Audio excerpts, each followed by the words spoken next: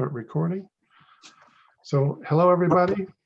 I am Stephen Sloan, facilitator for R3V. And thank you for joining us. We're excited today to have a whole set of guests talking about equity and inclusion in the rebuilding, in the reimagining and the rebuilding processes. So we have a little bit of a change in that Ellie Holte of the LTRG and Local Innovation Work is going to talk a little bit about, just kind of set context for us, giving us an update on the DCMs and kind of what's going on there. Thank you, Stephen.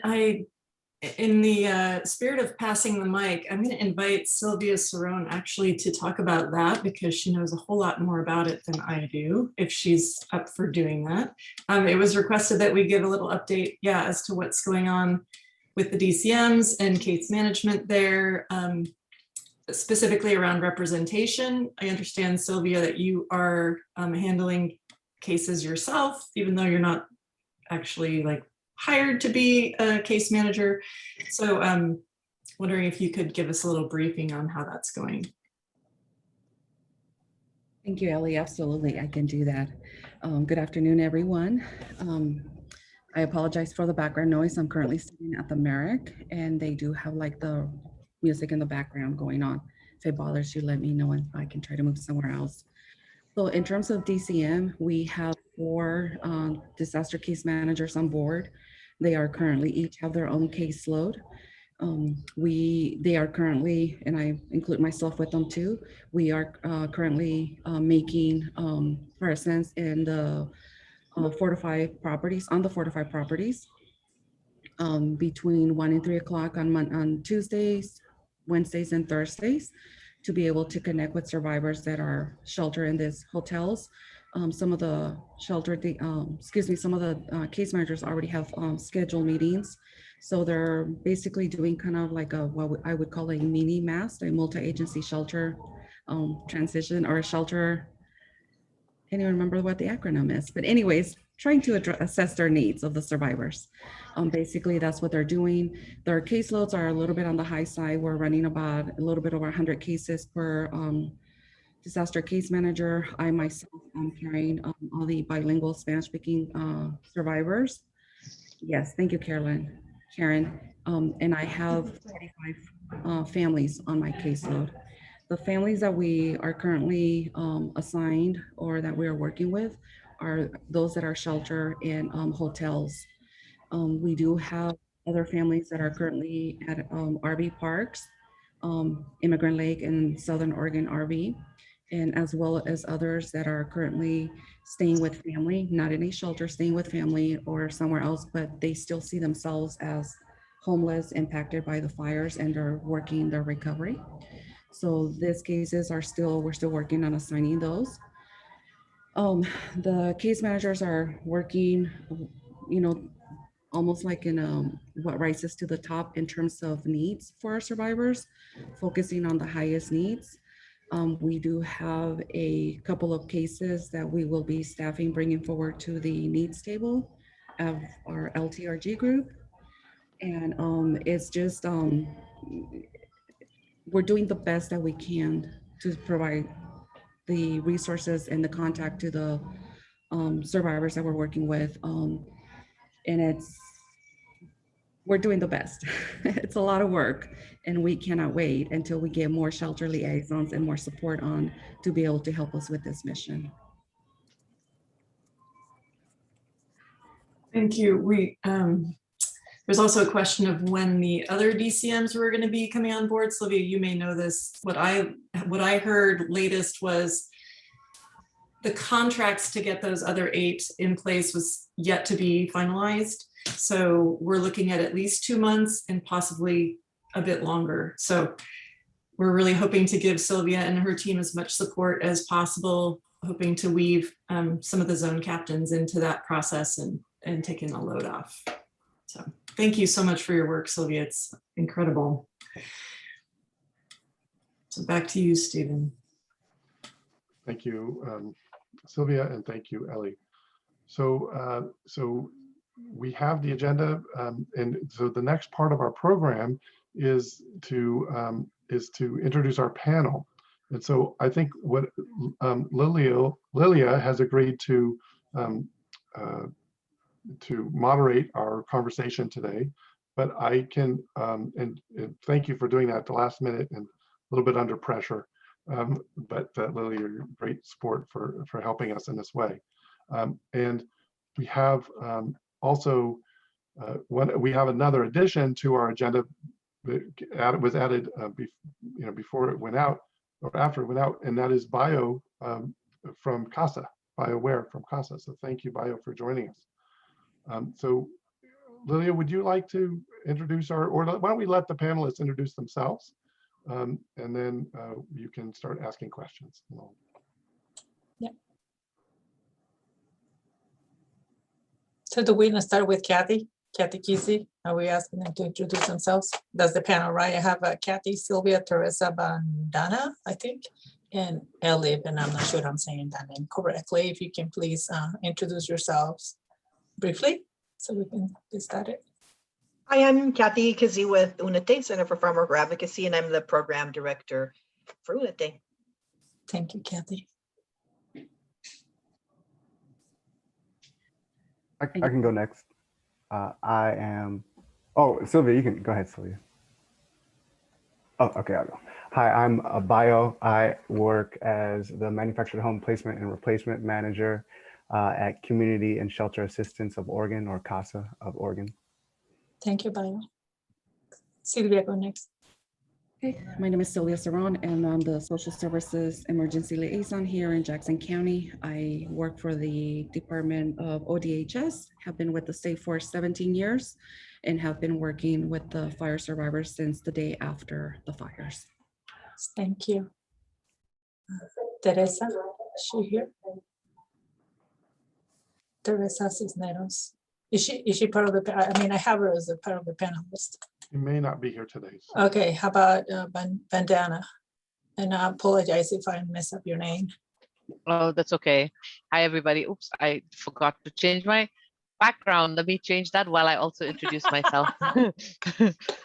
Karen, who's laughing, and I were just in a conference recently. My name is Bandana Shashta, she, her pronouns. I'm actually up here in Clackamas, Oregon. I'm with AARP. I'm the Community Engagement Director, and I'm glad to be here. Thank you for inviting me to be part of this. Thank you. And then we have Elib. I'm just reading it in Spanish. I'm sorry.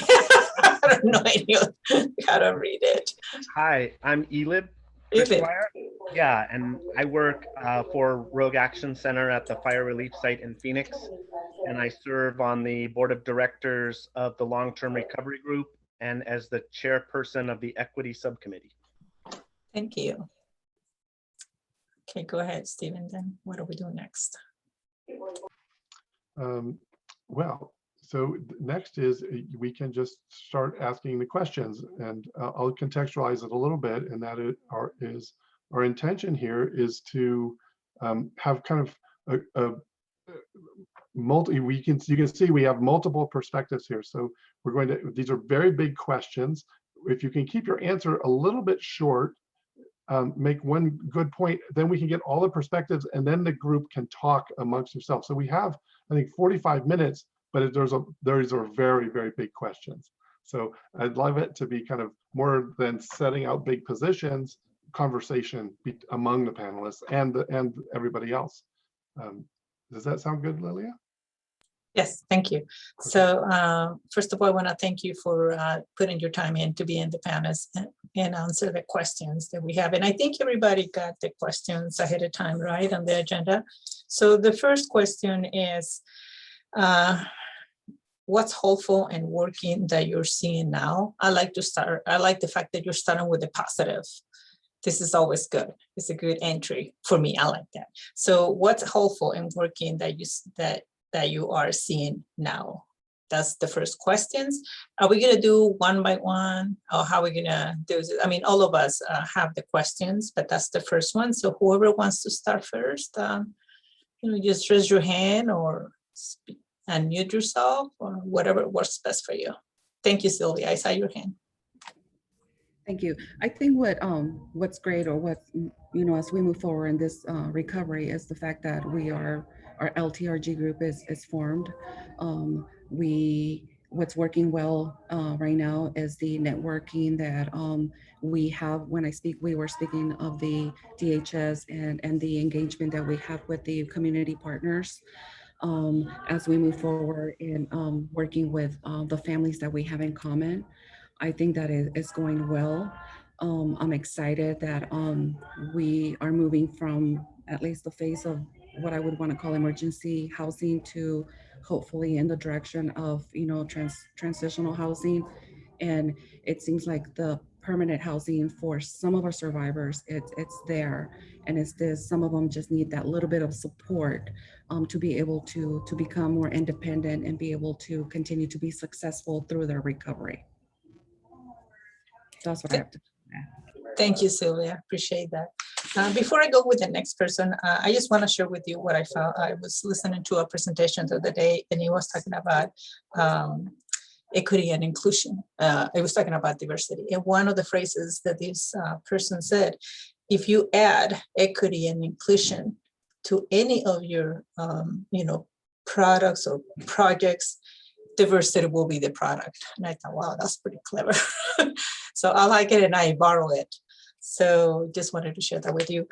Thank you. The next person that we have is, Teresa is not here, but if the next person wants to speak up, just raise your hand or unmute yourself, please. I can go next. Thank you. Yep. Just to add on to what Sylvia's saying, I have seen, so CASA, I should have said earlier, CASA is located in Sherwood, Oregon, which is a suburb essentially of Portland. So we are not a local organization. So a little bit from an outsider's perspective, I'll just speak for myself. I'm encouraged to see so many local organizations and partners coming together and collaborating to, make sure that, the community in which you all reside is going to be, more resilient in the future and is taking care of itself. Because, I think that's because you all know what resources you need better than CASA does or any other organization, because you have intimate knowledge. So that I'm definitely hopeful that will continue, and those relationships will improve, and with that, by extension, the relationships that the local community has with CASAs and OHCS and other state agencies and other state organizations, whether they be state or whether they be like governmental organizations or otherwise. I think that really is it's going to take a village, and it's good to see that you have a strong village already, and we're just hopeful that we can add to that. Thank you, Bayo. Thank you. And who would like to be next? I can go next. Thank This you. is Bandana.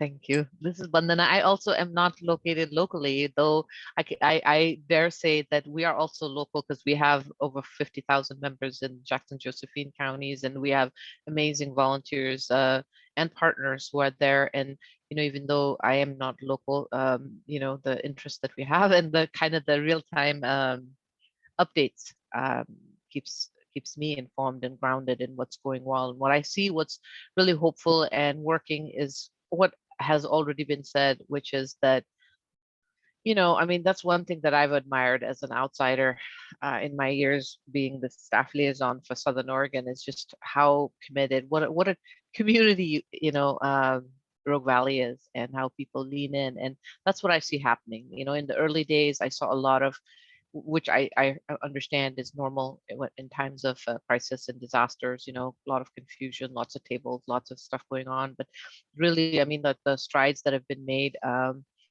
from the formation of the LTRG to kind of what the cities have been able to do, and how at all levels everybody's leaning in, and just having a conversation like this is so powerful. So I would say those give me hope, and I am mostly here to listen. So after having said that, after talking a long time, I'm saying I'm also just here to listen and learn. So thank you for inviting me. Thank you for being here. Thanks a lot. We appreciate your input. A lot of times people from the outside can see better than the ones they are in the midst of the situation or the emergency or the chaos that we're living every day. So thanks for being here. Who would like to go next, please? I can, go. this is Kathy. Go ahead, Kathy. Go ahead, Ayla. Oh, okay, I'll go ahead and go.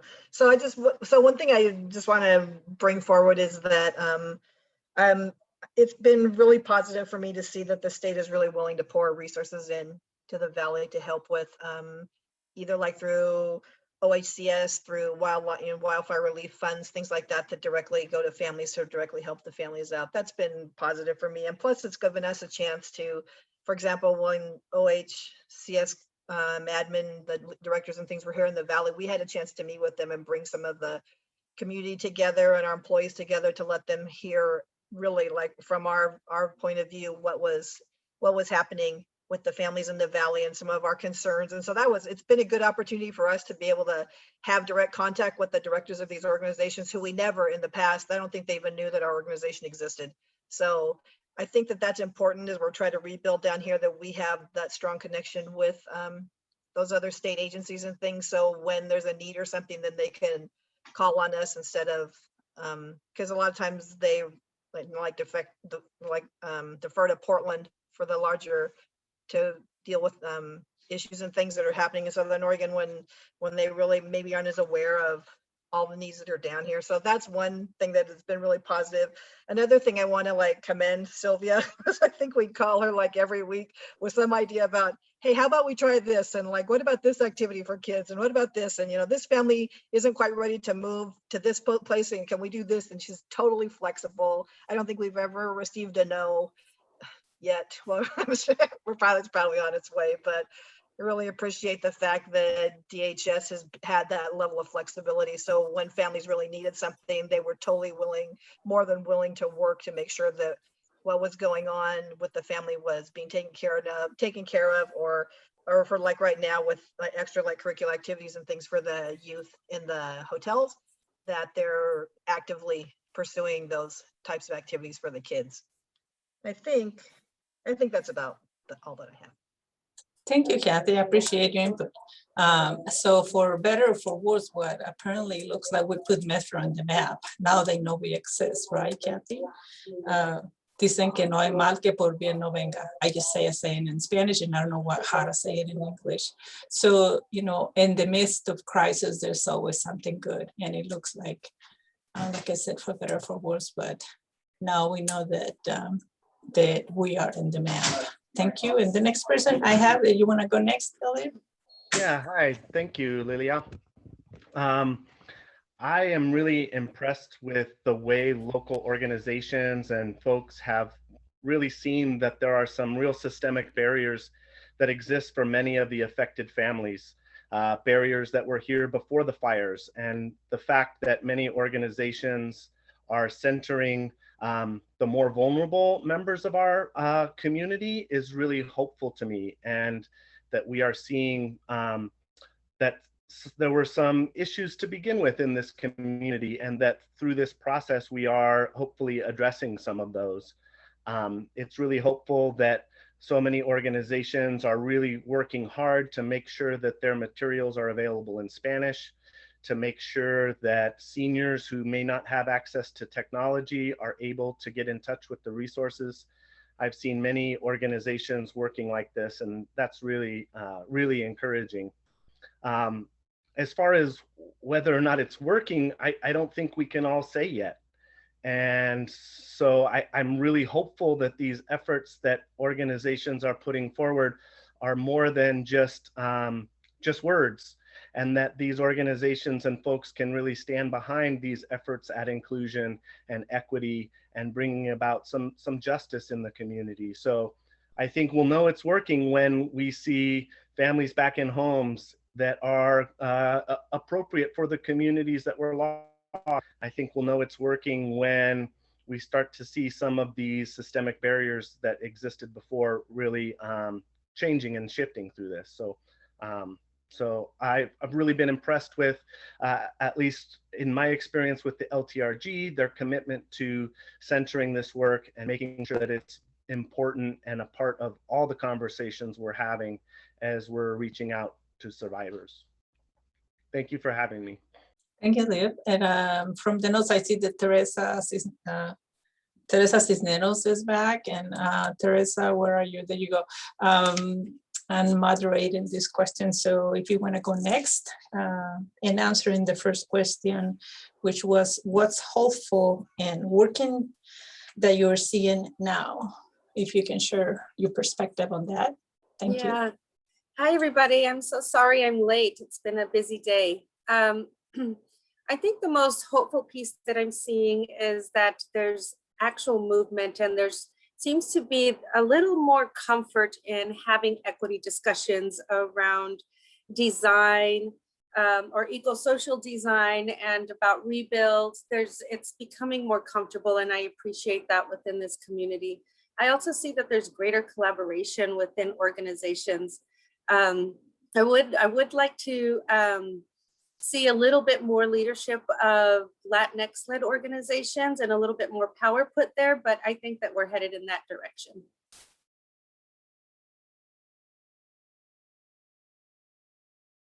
Thank you. Thank you, everybody, for participating. So from there, the second question that we have on the agenda is, what will DEI look like ideally in your area of recovery? So if anybody wants to jump at that question, just raise your hand or unmute yourself and go for it.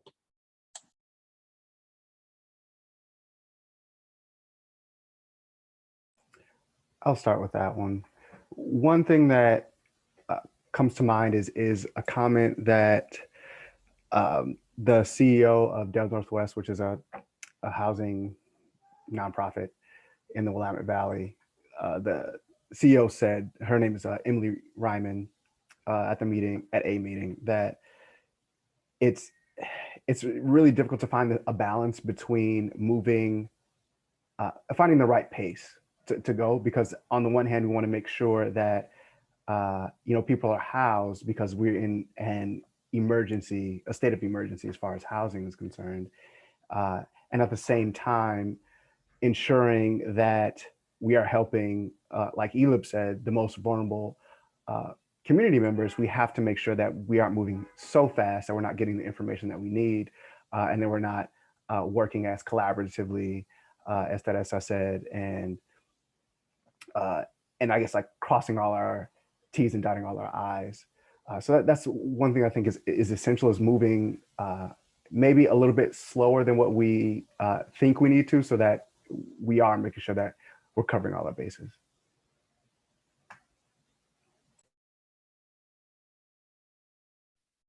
Thank you. So if anyone else wants to go on the second question. I can follow up on what Bio said. Thank you. I totally feel that slowing down is really an important piece to this rebuild. And I think that's what's going to open up the space in order to bring in the local community that have been directly impacted to influence for what happens from here on out.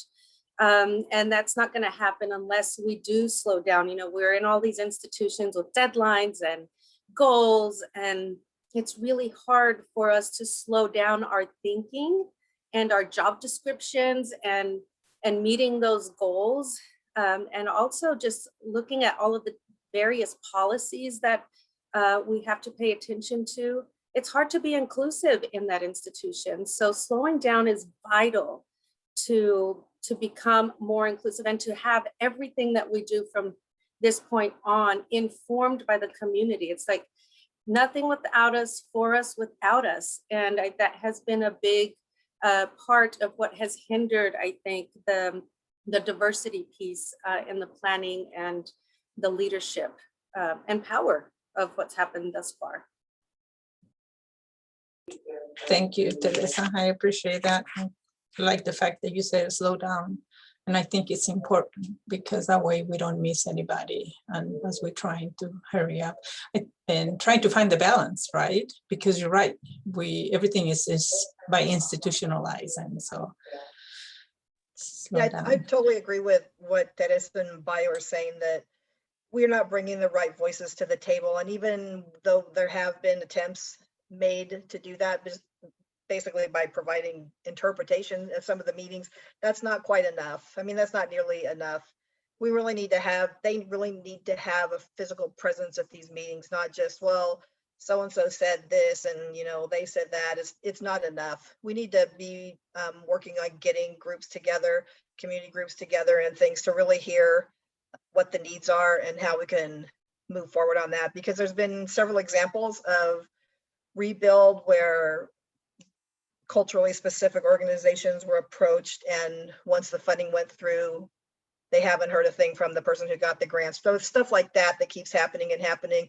And I don't know that that's intentional or why that's happening, but I think that that's something that we should be looking at as well when families are being housed, especially in the different housing units and things that they're currently being housed in, really seeing what the needs are from those families and trying to address them in like a positive way.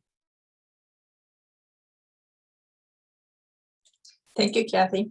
Thank you. Maybe, like you say, bringing the people, the one that is affected in person.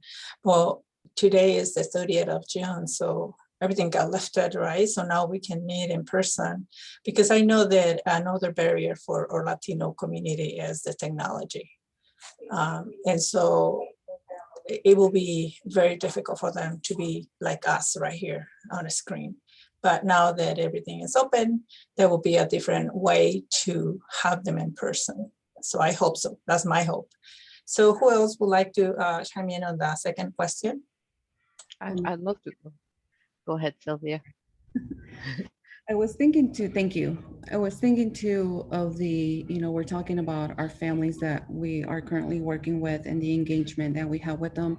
They're all individual and they all have a different background. And so we also, we talk about slowing down, also working with the families and be able to make our plans and what we're doing with them to be unique to that family, their experience, because everybody will view things differently.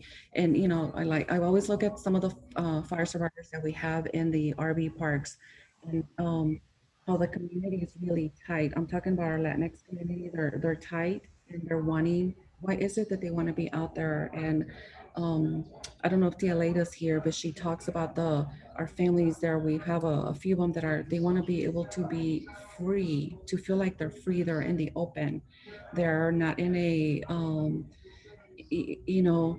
enclosed in a hotel. This is what works for them, and so we're supporting them in that environment. And then we have other families that they prefer that, that setting of more like let it be more like a home. They're looking at the hotel as this is how they feel free to be able to move forward.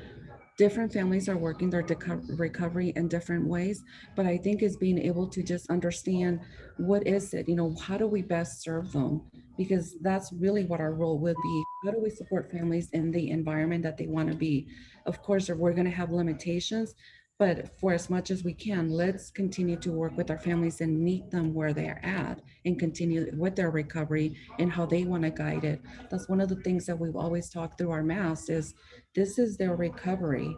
This is what are your needs? How do you see this moving forward? Instead of trying to make it more structure for them and saying, you got to do this, you got to do that. It's like, let's, how do you see, where would you like to live? What is your idea of a home setting? What does that look to you?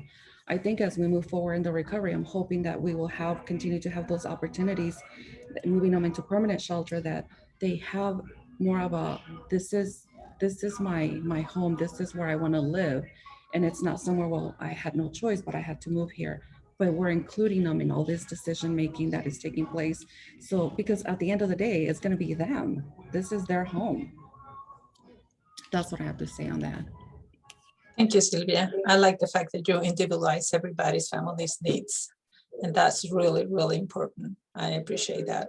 Who would like to go next, please? On our panel. This is Bandana. Mine's going to be more theoretical sounding because, you know, I am not working on hands-on recovery work there.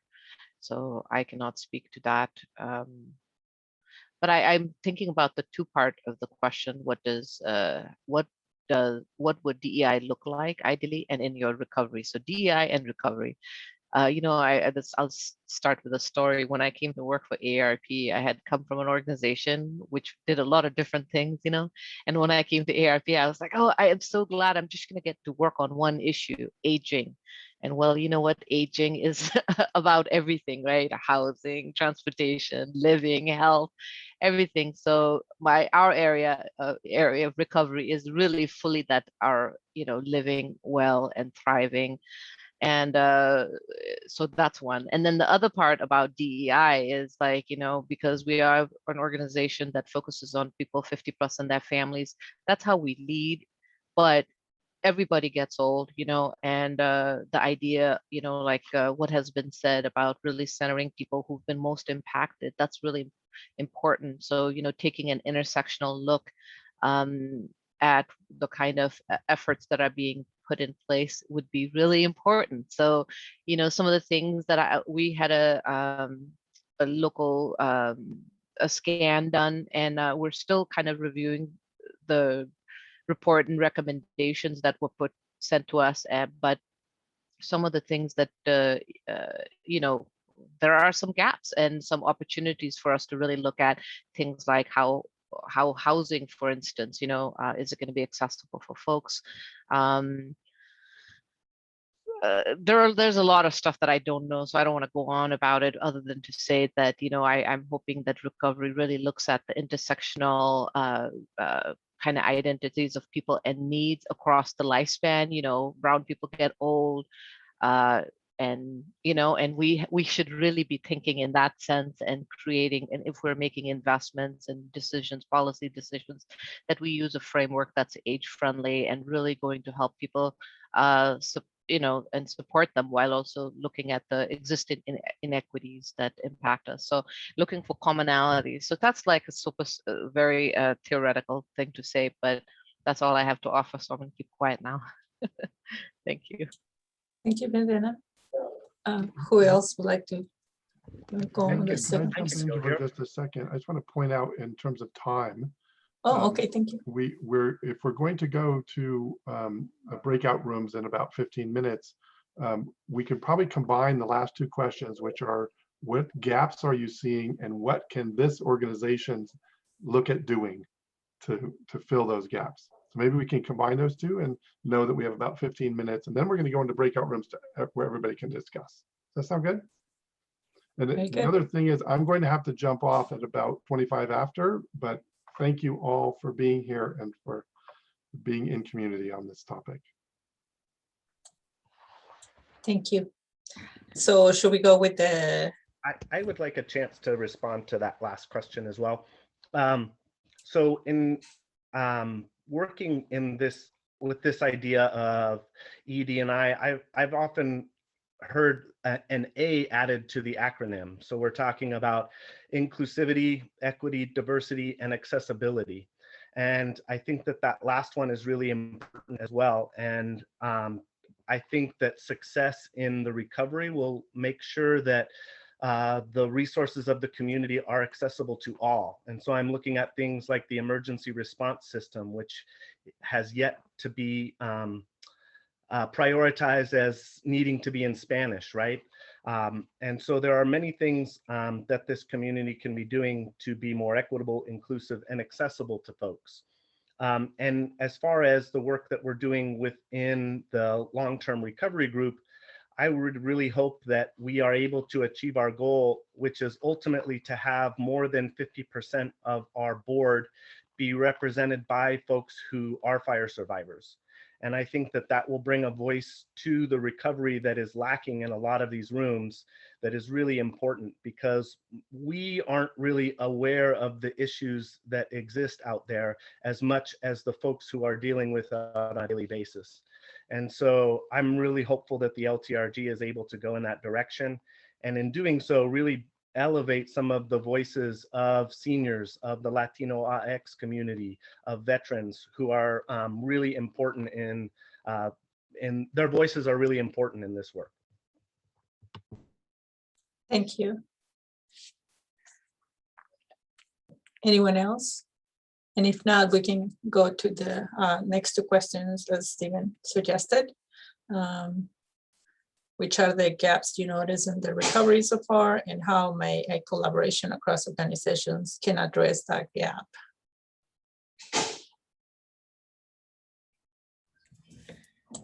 I would like to start that if I may, Lilia. So the gaps that I've noticed in this recovery is the,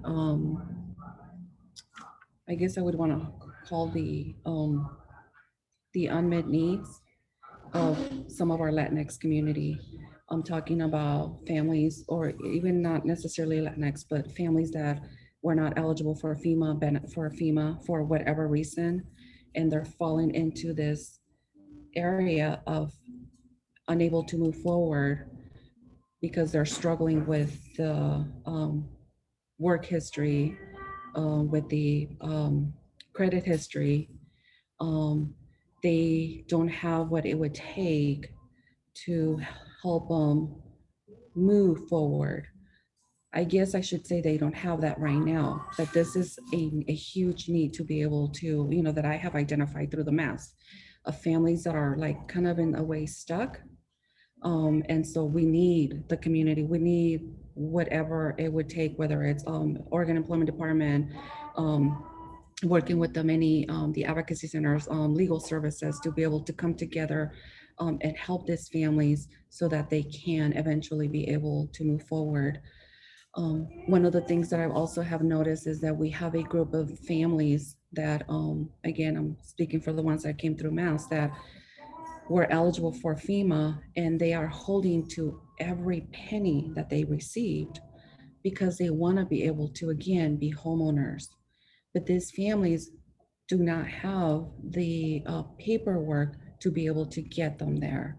So how do we support these families to be able to get them to where they're at? You know, we have talked about this in the past in other meetings, that this is a huge, this families were supporting our community. They contributed to the economy of, you know, the Phoenix talent area. And so they are in need. How do we find ways? How do we come together to be able to help them and to reassure them that if they're going to ask for help, if they need the help, that they will get it without any retribution, without any, that we're there to support them.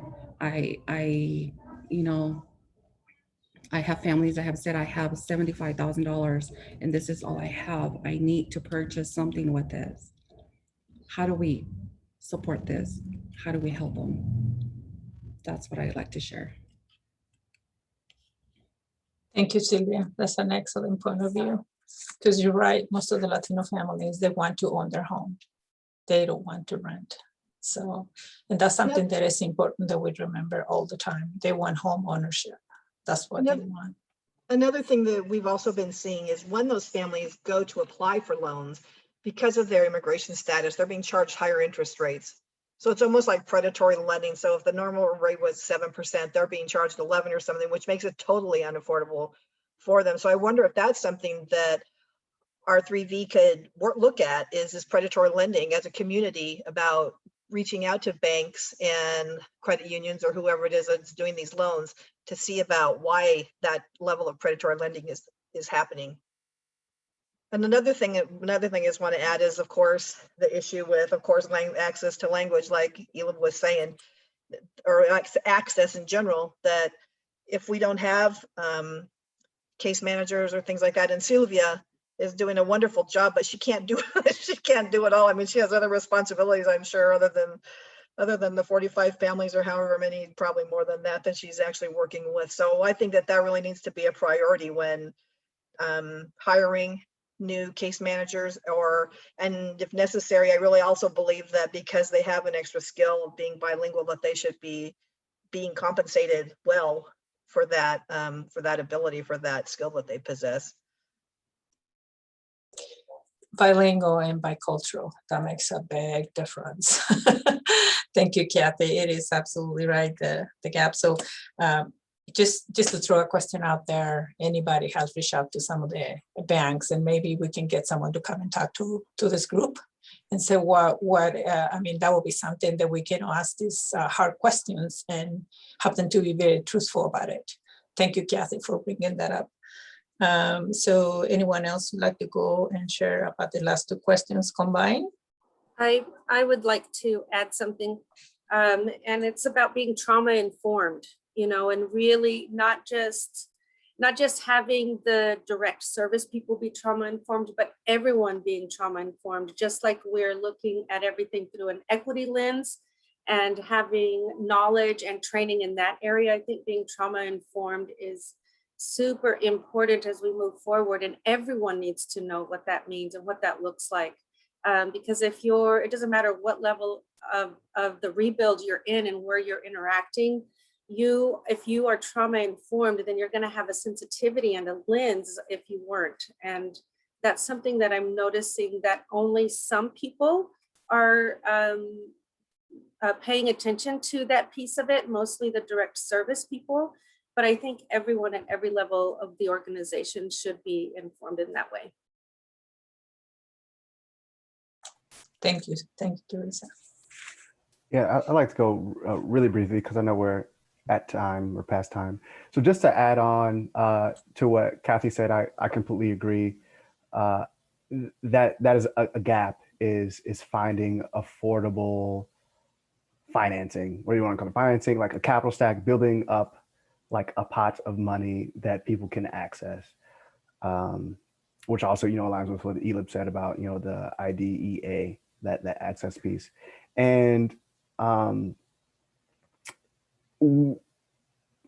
I have a couple things to say, but I guess I'll just say the most important one is, you know, as I see it, there are a lot of organizations that are working and trying to solve the same, basically the same goal, right? Like building community or maintaining community, strengthening community, whether that's like housing or, you know, social infrastructure.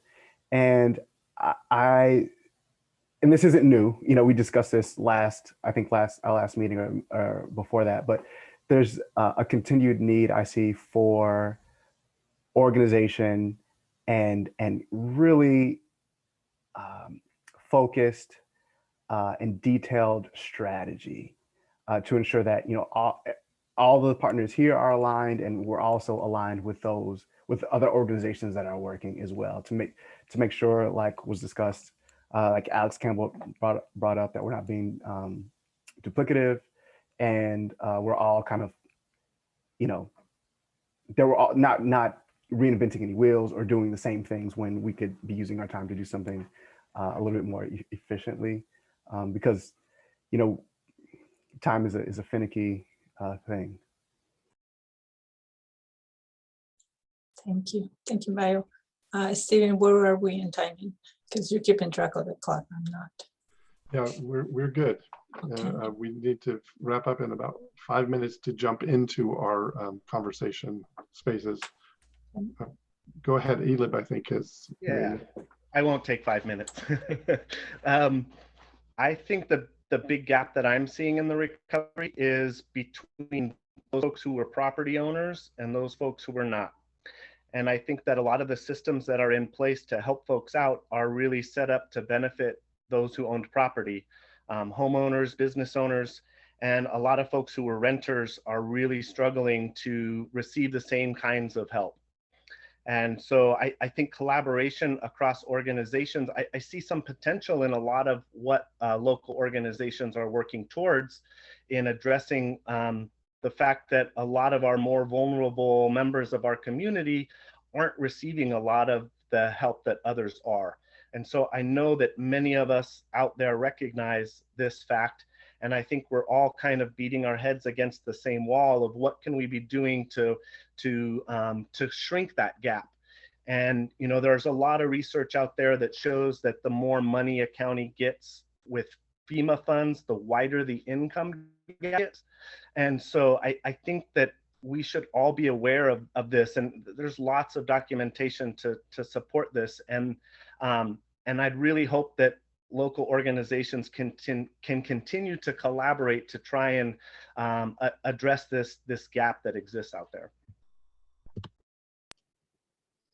I might jump in here just as a representative of R3V on this topic, because I've also read, Elip, that a disaster is a great gentrifying event, basically, and it's terrible truth, evidently. So, but R3V is in the process of developing. We are developing an operational model around this model of collective impact that will allow us to come together as kind of affinity groups or special interest groups around these topics, like home ownership, like making home ownership more accessible. And we can collaborate across organizations. That's the whole purpose of this group. We've been a lot of chatter so far, but our next level over the next coming weeks, and our next meeting actually will be about how do we operationalize this? How do we really turn it into shared projects that drive real change into the systems? So it's exciting to hear this coming up kind of out of this conversation. Is there anybody else who wants to share on this topic? And we've got a couple more minutes before we jump into the breakout rooms. I'm going to just jump in and say I've just appreciated hearing all of what you have shared, and I'll just jump to the collaboration across organizations to address gaps. I feel like for older adults and people with disabilities, one of the things that I've heard is sort of a gap in exactly what's going on, who's serving that group, and all that kind of stuff. So I feel like there's a lot of information that still needs to be had in terms of how older adults have been impacted, and there's a little bit of actually a big gap in information. I know part of like we had a 2-day disaster preparedness and community resiliency conference, and one of the things that really struck me at several of our sessions that came up was this divide between what we were talking about, what our speakers were speaking to, and what some of our participants, which were people 50 plus, our members, who were saying, what, we are not hearing enough about renters. How is this benefiting the most vulnerable people who have lower incomes?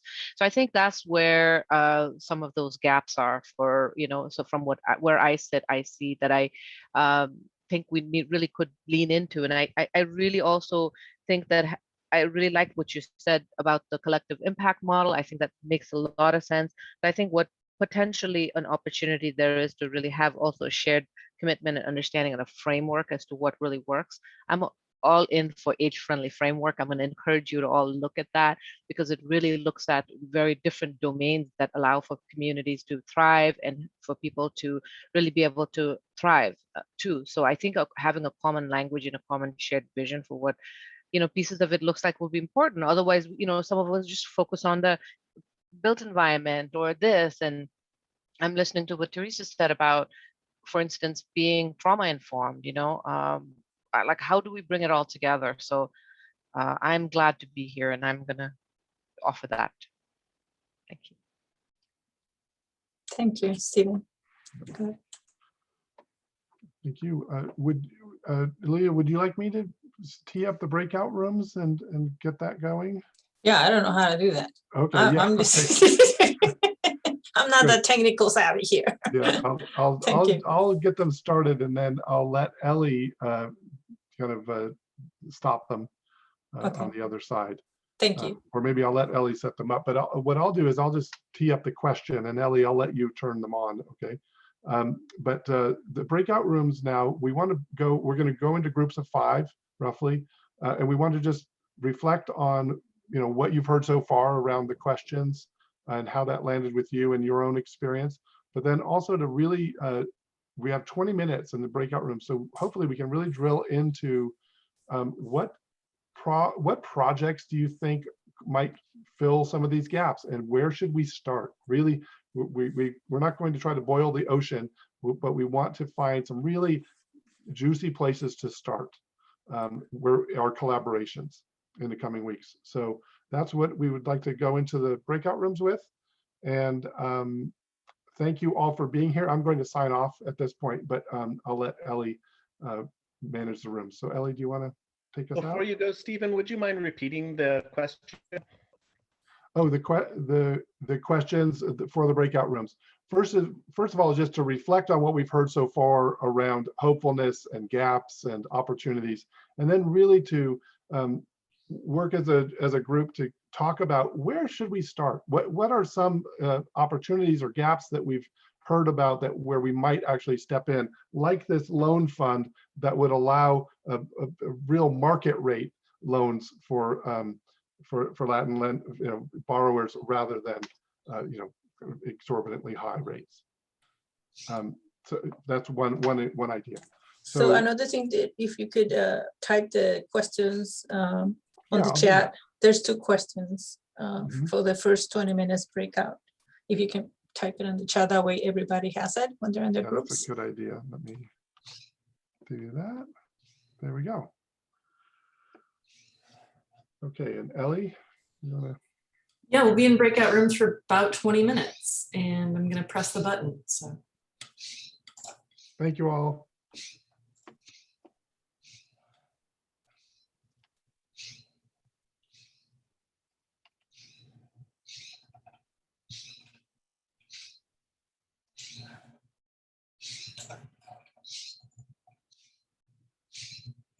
oh.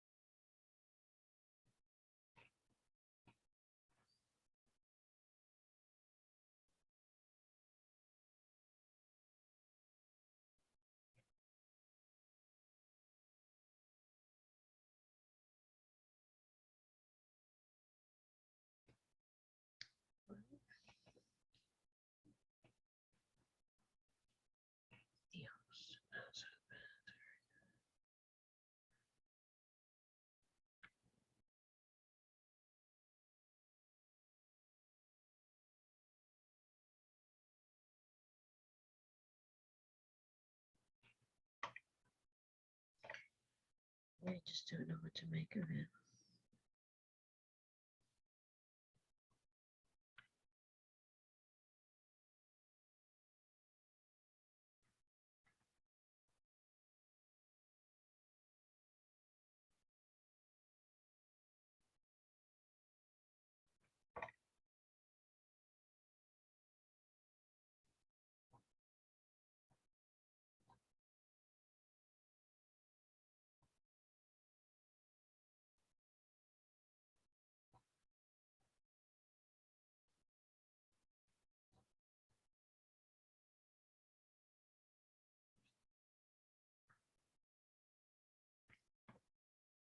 Anything going on here?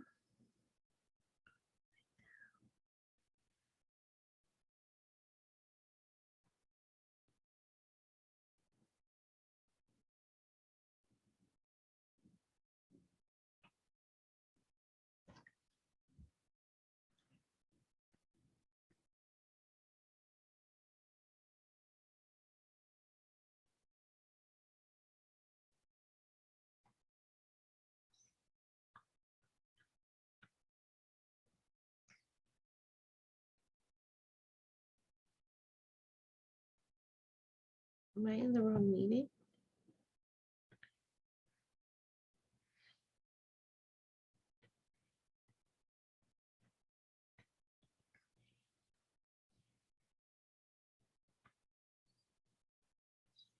Hasn't been.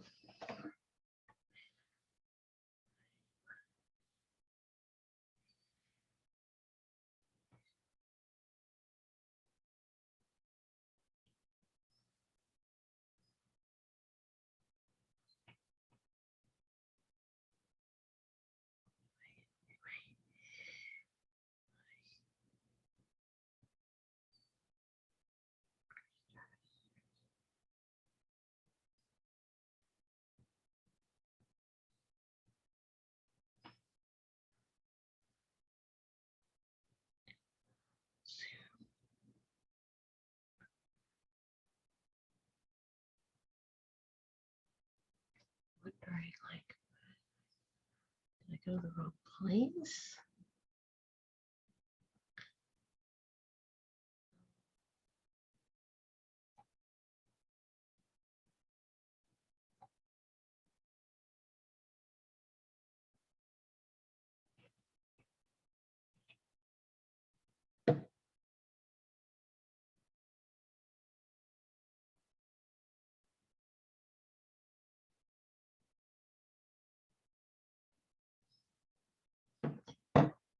Oh. Okay.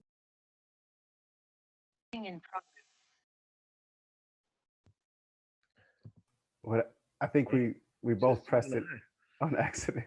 Oh, okay. So I go ahead. Keep talking.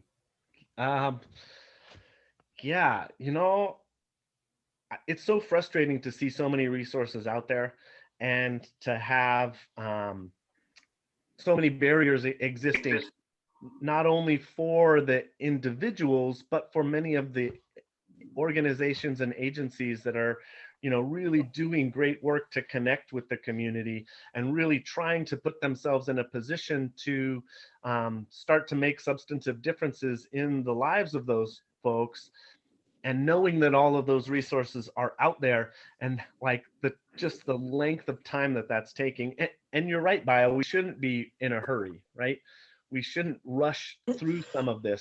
There is some real pressing needs that aren't really happening quick enough, you know? Yeah. I mean, it's also, you know, it's kind of to Charlie's candidness, you know, it's land access, you know, like there's land there because, you know, the houses on top of it were destroyed by the fire. However, like that wasn't a homeownership structure. I mean, it was a homeownership, but it was also rental, you know, and you know, so there isn't that access to land, and you know, price gouging or inflation because of speculation and gentrification, like Stephen mentioned, is another barrier.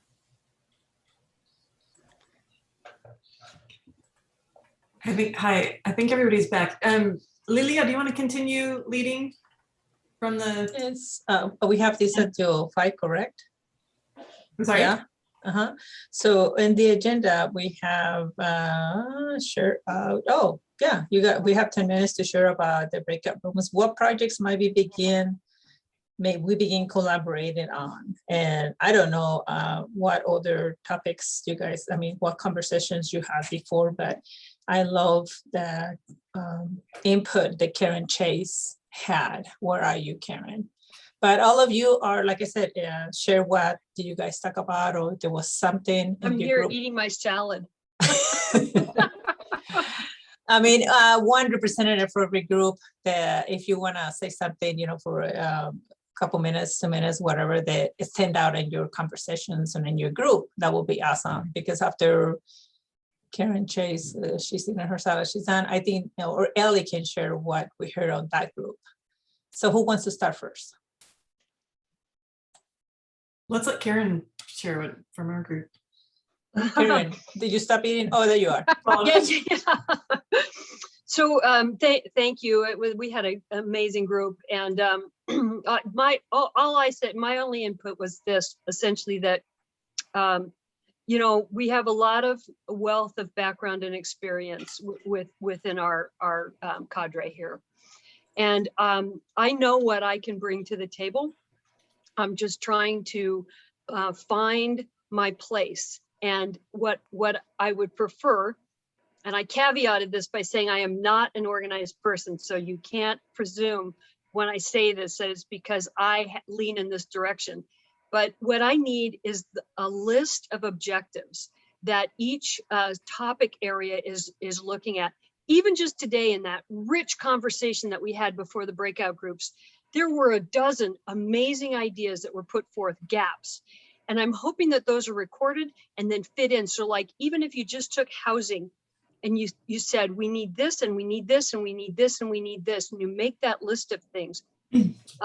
Like one of the things that came up for us was manufactured housing. Energy Trust can plug into manufactured housing. We can help with that. I have a background in housing development, but it's like, until I see that list of objectives, I'm not sure where I can plug in and how I can offer our Energy Trust services and funding for that. The other piece that I feel is like, what are these overarching objectives? And what I put out there was resilience and sustainability, since Bund and I have been working on that for the last few weeks. And I know, for example, City of Talent has talked with me at length about their sustainability goals, which Energy Trust can help with. But what I'm looking for is that resilience or that sustainability lens in all of these projects. Like, how do we, and I know Tucker this is going to resonate with you, but it's like, how do we talk about housing in the future and add to that those lenses around equity, around resilience, or, you know, just all those pieces, and recognize that what this group, in my mind, I'm making this up, but what I see happening here is this group is leading in a dream for what your community wants to look like. I'm over in rural Josephine County, sweltering over here. So I'm not there, but I've been serving the Rogue Valley for many, many, many years with a lot of different hats on. So anyway, that's all I wanted to put out. Thank you, Karen. Anyone else from the other groups, if you'd like to speak up? Go ahead, Tucker. I can share because we did take notes.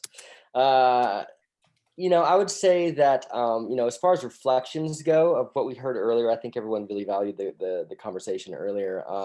And then just to echo, you know, one of my comments, I think the timeline is a blessing. The timing of it, 10 months of perspective is really valuable to revisit this conversation, which, as Teresa mentioned, is now a bit more comfortable to move into for a lot of people. I think that some of our members said that as far as reflections go, that it's very valuable to a community forum like R3V to host this work and to inform the larger efforts at higher jurisdictional levels. That's not often the case, and it's not always the case for even people in the room here. They're sitting at various state levels or agencies at the federal level, et cetera, that they can kind of witness this sort of like community creation, this community co-imagining in action. And I think that we need to sort of count our blessings that we're all here, at least, you know, in this place. And then I think Jim Fong added that, you know, it's important, this is kind of, you know, echoing a little bit of what Elib said, it's important that we, instead of having the community come to us, we need to go to the community. And there was some discussion about sort of like the value of curation moving forward with R3V's work and being able to prove the value of curation, helping the community recover, you know, curating some of the info and making it accessible. That was also one of the gaps, or not even the gaps, but, you know, as far as R3V work moving forward, there were two members who just mentioned that that R3V can function as an information and funding pipeline to those without the same level of access as those in this group. And I would echo that, and I've seen that, you know, in action as we've invited some of like the zone captains into these groups or at the LTRG to sit in. And I think what's really valuable for a lot of those folks is just having access in a lot of ways, finally, to the same sort of information that we've all been privy to over the last 10 months. And R3V really moving into that space of becoming a pipeline for that information. One of the gaps that was identified is just sort of recognizing the landscape and the environment as a canvas for equity, and how we rebuild really says a lot about what value and stock we put into that notion. And one, you know, sort of surprising, but the other side of that, and sort of tied into it, is the idea that, you know, the developers and the builders and the people who are going to be rebuilding the valley need to be part of this discussion and part of these learnings, honestly. And they should be invited to join in, and that community co-creation has to come from sort of all sort of directions. I think the last thing just about R3V's future work is before projects and before some of these working groups can kind of like jump into there, we have to agree upon principles. I think that a lot of that work we definitely took up earlier on in sort of coming up with the mission, vision, values of R3V and sort of the defining principles and the aligned principles of the working groups, or at least of the organization.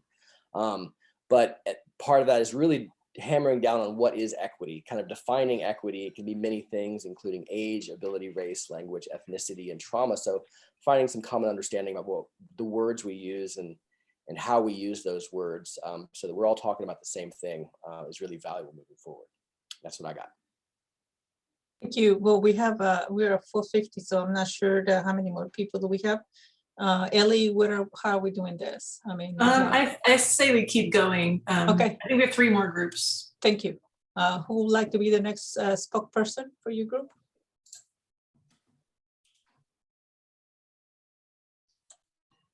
Can our group go next, so that, because I have to leave, I have another call at 5:15. Denise, do you want to go? Or Cappy or Celia? Sylvia is gone. She had to go to another meeting. What, Teresa, why don't you start and then I'll follow up? Well, we covered a lot of topics, actually. I think one of the biggest one is really looking at it through an equity lens, of course, is that we don't want to go through the normal processes of trying to get home loans and funding and having the discussion about a community-owned funding source for these families with an application process that is built by the community itself. So that was one big piece. And I know there was a lot of other ones, but I can't remember because my mind is starting to go to my next meeting. So Denise, what else did we talk about? Well, you know, I was telling the group that people like myself or John Russell, my colleague, we are people that design programs for the community. We were city planners and in economic development. And I think, you know, what I'm hearing today is you never ask the people about, you never ask them enough about what their needs were and what kind of structure those programs should take, what kind of application process, so that, you know, we were designing these programs from a lens that was very different from the people it was meant to benefit, and to do that better this time around, so that people, you know, the application criteria were too difficult for people to meet, just like the discussion about the bank's lending criteria. So there's a need for a greater awareness of what is needed and then how can people easily access it. And so these things have to be tested, I think, before they're launched. As I said, there's a lot of money that's going to be coming out on the street, a lot, between the state of Oregon and the federal government and local foundations and others for COVID. There's still COVID money out, and also now all the fire money. So the question of are we going to allocate it appropriately to change people's lives, I guess, was where we were at, and the need for particularly the policymakers to recognize that. Yeah, exactly. And we also talked about the continued lack of Latinx leadership within the various groups, and how, you know, we asked the question, why is that happening? And a big piece of it is that capacity. You know, we have a lot of people that have come to step up in leadership roles, but you have the means to do so. And the Latinx community and the leaders that you see here can't necessarily volunteer their time. And that's a conversation that has not been happening enough. And it needs to happen. And those positions need to get filled with Latinx leaders and valued, because the lifestyle of our local Latinx communities is not the same as the makeup of this group, where you can afford to volunteer and you can afford to give some time, or you are at a job that is paying you to be here. That discussion needs to happen, and those positions need to be filled. We need a more diverse leadership. And I think making those people feel welcome and not hesitant to join in. Yes. And that they feel valued, and that somebody reaches out to them to bring them in. Yes. I think we talked about that also. Besides just, as you said, having busy lives and other things that are deterrents. Yeah, exactly. Kathy, did you have anything to add? Not really. Okay, do we have 5 minutes for another group? Sure, I'll start it off, and if anyone has any comments that I missed, you know, feel free to add them in. And I'll start kind of where almost where the previous group left off as far as the money. There's a, you know, tens of millions of dollars come down the pike, and that money, it's a lot of it, but it doesn't necessarily move in the way that we would hope it could because of policy, and you just like the structure and how the money is allocated. So, and that's, you know, usually, you know, well, I mean, that's another discussion, right? As well, like how that money is allocated. But I think regardless of what the intention was, the way it is now, like we're in a situation that money, the way the money is released was not designed for a situation that we currently face. So I think some added flexibility given an unusual situation is not uncalled for. And we also talked, that's just piggybacking off of what was mentioned earlier. We started off our conversation talking about structure, and as I said before, like this is not a thing that we don't know about, that we're already not working towards. We're working towards creating that structure. That's, you know, a continued need, because this isn't something that, you know, most of us work in on a daily basis. So it's difficult to, you know, kind of like solve a new challenge for many of us as organizations. And the kind of like the last things, like, what do we need? And this is what, you know, like Charlie brought up. It's like we need houses, right? We need houses that people can afford to live in and own. And for that, we need land.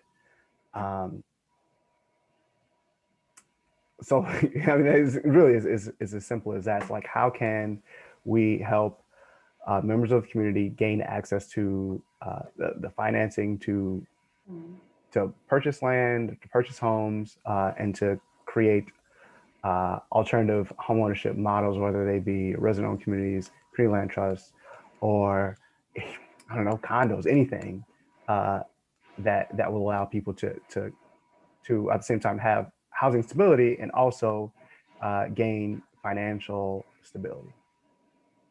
One of the things, and I just want to add a little bit, if I may, please, that it was stuck in the group that I was with, is we do not need to forget the objective of the Latino community is to have ownership on their homes. That is crucial and something to be remembered at all times. It should be on top of the list, because home ownership, like we said it, I think Karen, and I think what is she? She's not on the screen, but it's a pride. It helps psychologically, mentally, and obviously economically, because you can call something of your own. That's all I need to add. It should be on top of the list, home ownership. So if I can pick up on what Bio said, I was in that group too.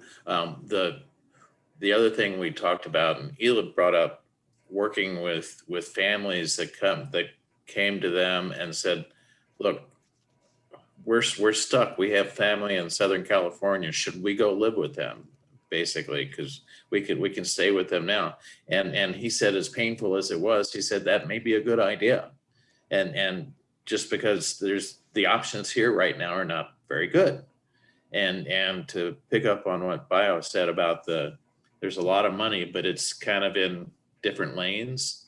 And to get the money out of one lane to buy land and another lane to build houses on that land, and the amount of subsidy to provide ownership is pretty big on single family homes. At least it's more so.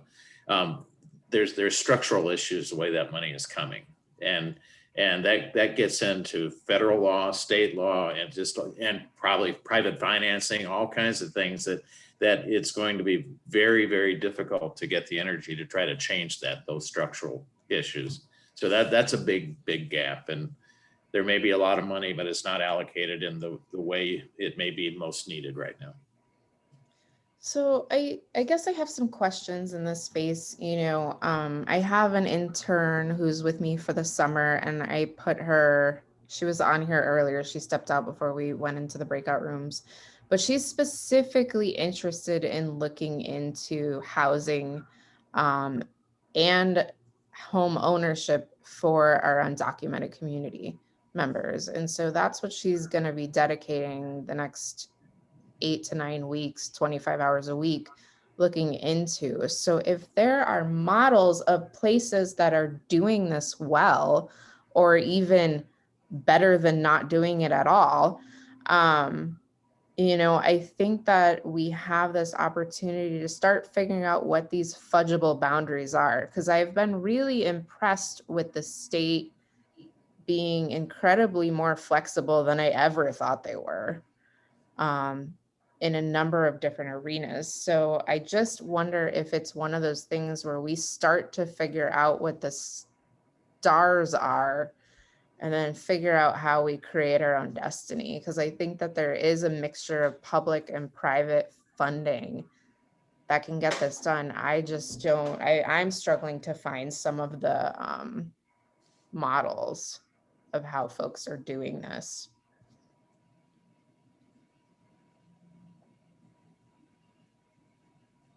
I'm arrogantly optimistic.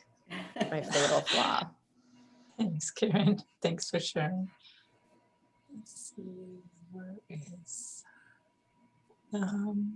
Ellie, where are we? Anyone else? I think we're missing one group, right? Yep. Is there another group? I don't know. You said there were 3 or groups. Everybody share? Okay. What's next on the agenda? Well, we're past time and we don't have Stephen here, who always keeps us exactly on schedule. So do those who are here want to stick around and look at our mission?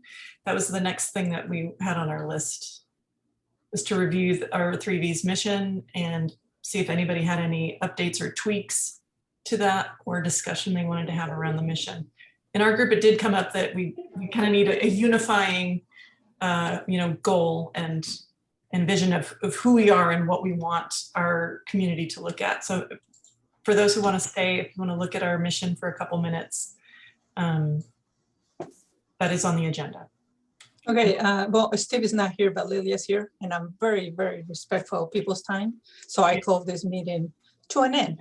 You do? Okay, good. Thank you. Okay, thank you. Thank you. Thanks, Ellie. I think that was a pretty ambitious addition at the end of the agenda to review the mission. So I want to respect the mission, the agenda, and people's time. So yes, and I appreciate you, Lilia, for oh calling. yeah, no, I love that. You can ask Charlie. Thank you. Have a good Thanks, day. everybody. Bye. Till next time. Bye.